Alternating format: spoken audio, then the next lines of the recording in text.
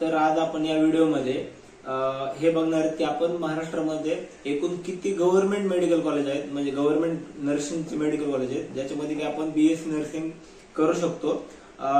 काही मुलांना, काही विद्यार्थ्यांना असं वाटतं की काही प्रायव्हेट कॉलेज आहेत जे की त्यांच्या फीस नुसार किंवा मग बाकीच्या गोष्टीला कम्पेअर केलं तर आपल्याला असं वाटतं की ते गव्हर्नमेंट कॉलेज आहेत, पण ते सेमी गव्हर्नमेंट कॉलेज आहेत। तर ऍक्च्युअल मध्ये गव्हर्नमेंट कॉलेज हे फक्त 5 आहेत आणि जे 6वं एक कॉलेज आहे जीएमसी लातूर, म्हणजे गव्हर्नमेंट मेडिकल कॉलेज लातूर, ते कॉलेज गेल्या वर्षी आपल्या काउन्सिलिंग मध्ये ऍड केलेलं नव्हतं काही कारणास्तव, तर या वर्षी ते ऍड व्हायची शक्यता आहे।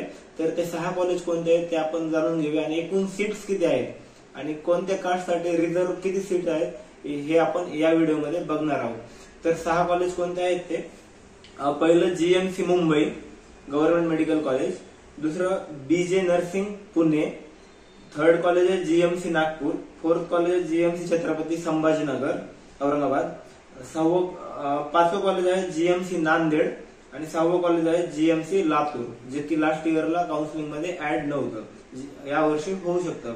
आता हे जे 6 कॉलेज आहेत त्याच्यामध्ये जे 5 कॉलेज आहेत जे लास्ट इयरला ऍड होते काउन्सिलिंग मध्ये, त्याच्यामध्ये एकूण सीट्स किती आहेत आणि कोणत्या कास्टसाठी किती रिझर्व आहेत ते आपण पाहूया।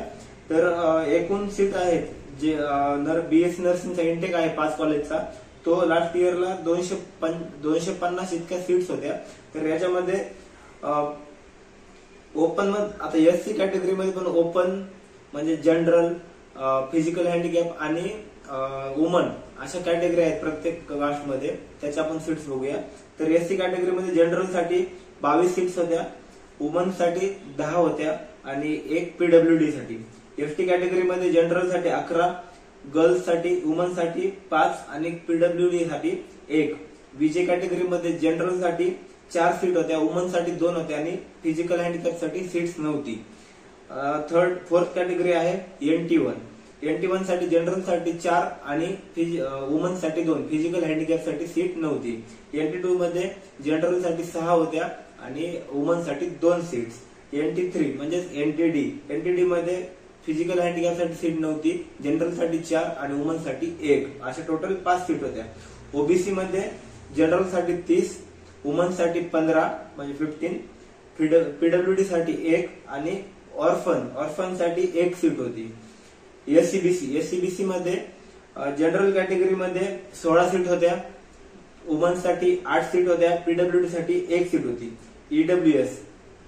ईडब्ल्यूएस मध्ये जनरल कॅटेगरी साठी 16 सीट होत्या, वुमन साठी 8 सीट होत्या आणि पीडब्ल्यूडी साठी 1 सीट होती। आता ओपन कॅटेगरी मध्ये टोटल 39 सीट होत्या जनरल साठी, वुमन साठी 19 सीट होत्या आणि पीडब्ल्यूडी साठी 5 होत्या। याच्यामध्ये ऑर्फन साठी पण 2 सीट होत्या, अशा टोटल सीट 39 प्लस 19 आणि पीडब्ल्यूडीच्या 5 आणि ऑर्फनच्या 2 अशा वेगवेगळ्या सीट होत्या। आता डिफेन्स कोटामध्ये 2 कॅटेगरी आहेत, डिफेन्स 1 आणि डिफेन्स 2।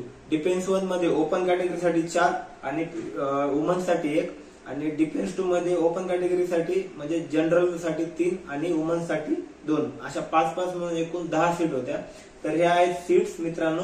आता आपण नेक्स्ट व्हिडिओमध्ये आपण बघूयात की डॉक्युमेंट कोणते कोणते लागणार आहेत आणि आणखी ज्या तुमच्या क्वेरी आहेत ते तुम्ही कमेंट मध्ये टाका आणि व्हॉट्सअप किंवा टेलिग्राम चॅनलला कोणत्याही चॅनलला तुम्ही जॉईन होऊ शकता आणि तुमचे जे पण डाऊट आहेत ते आम्हाला तुम्ही विचारू शकता।